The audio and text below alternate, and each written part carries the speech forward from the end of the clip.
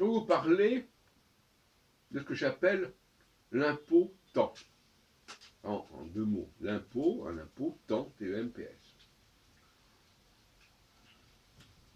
Dans une conception de la politique sociale que j'ai déjà esquissée. Au fond, ce que nous donnons à autrui, c'est avant tout du temps. Et inversement, autrui nous donne du temps. Au sens de, il investit du temps chez nous, il passe du temps avec nous, ou nous passons du temps avec lui. Et on peut considérer que une nouvelle conception de l'impôt, il ne s'agirait pas tellement de payer l'impôt en argent, parce que l'argent c'est quand même quelque chose d'artificiel, mais en temps. C'est-à-dire que chaque fois que nous irions dans des réunions, que nous serions soit spectateurs, soit au centre de cette réunion, nous nous acquitterions d'un certain impôt temps, et avec évidemment les nouveaux systèmes informatiques, il n'y a aucun problème. Nous mettrions notre téléphone portable sur une matrice quelconque et on nous compterait un certain temps.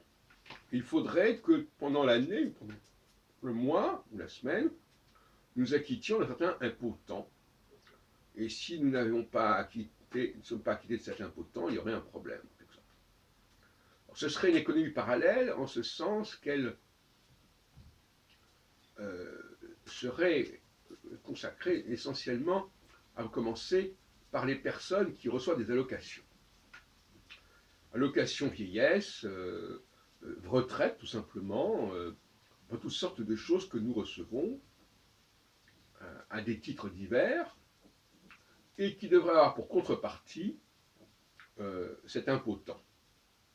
On serait taxé par rapport à un certain impôt temps à verser, mais qui ne nous coûterait rien, sinon du temps.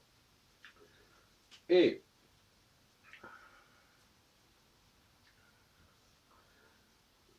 ce temps exigerait effectivement c'est pas un temps à passer devant l'écran, hein. C'est un temps, enfin bon, on pourrait en discuter, un temps de présence, un temps de présence. D'ailleurs, on parle de temps de présence. Présence qui exigerait d'ailleurs de développer cette économie de proximité qui consiste à donner de son temps à ses voisins, à ses proches, non seulement en leur donnant des choses que l'on sait faire, parce qu'on est doué pour ceci ou pour cela, et dans le cas des retraités, par exemple, il ne s'agirait pas forcément qu'ils donnent du temps dans le domaine où ils ont professé, mais aussi donner du temps en assistant à ces réunions, parce que quelqu'un qui a des choses à donner et personne qui va les prendre, ça ne marche pas, qui va en profiter. Bon, donc finalement, c'est un échange de bons procédés. Je donne du temps, soit en m'exprimant, en donnant quelque chose de ma compétence, soit en recevant. Et finalement, dans bien des cas, ce qui va manquer, ce n'est pas tellement les gens qui ont des choses à donner, en dehors du temps bien sûr, mais des gens qui ne profitent pas, qui donc ne veulent pas prendre à ceux qui ont à donner. Or, c'est assez frustrant d'avoir des choses à donner et que personne ne soit demandeur. Enfin, donc, il y a là une économie de proximité qui pourrait modifier considérablement nos rapports à autrui. Et en même temps, comme je l'ai dit dans une précédente vidéo, la politique de droite, parce que pour moi, ce que je viens de proposer, c'est la droite, c'est pas la gauche. La gauche, c'est l'État qui intervient, etc. La politique de droite, c'est de prendre compte de ce qui se passe. Parce que dans la pratique, c'est ce qui se passe. La droite ne fait jamais que signaler des choses qui ont lieu. Mais elle leur donne des explications, elle leur donne un cadre. Par exemple, quand je parle de l'impôt temps, il existe déjà de toute façon.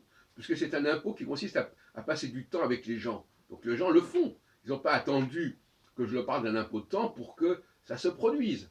On peut éventuellement formaliser cela, mais globalement, il s'agit de faire apparaître des choses qui existent, de signaler, de souligner des choses qui existent déjà.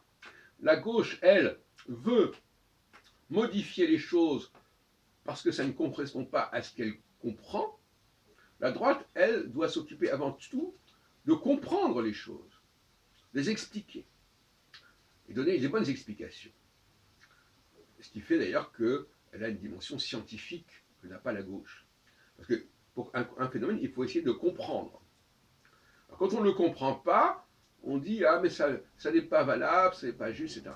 C'est la fameuse histoire du lit de Procus, qu'on connaît bien. Hein. On veut adapter la réalité à des modèles inappropriés, au lieu de comprendre et de modéliser cette réalité. Voilà, c'est là le problème. Et donc le problème aussi, c'est de ne pas se tromper en qualifiant certaines initiatives de gauche alors qu'elles sont de droite. Le communautarisme, c'est pour moi une valeur de droite.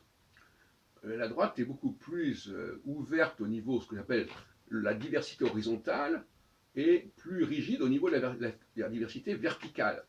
Et la gauche, au contraire, elle est pour la fluidité verticale, mais elle est finalement rigide au niveau horizontal. Voilà un certain nombre de pistes de recherche que je vous soumets.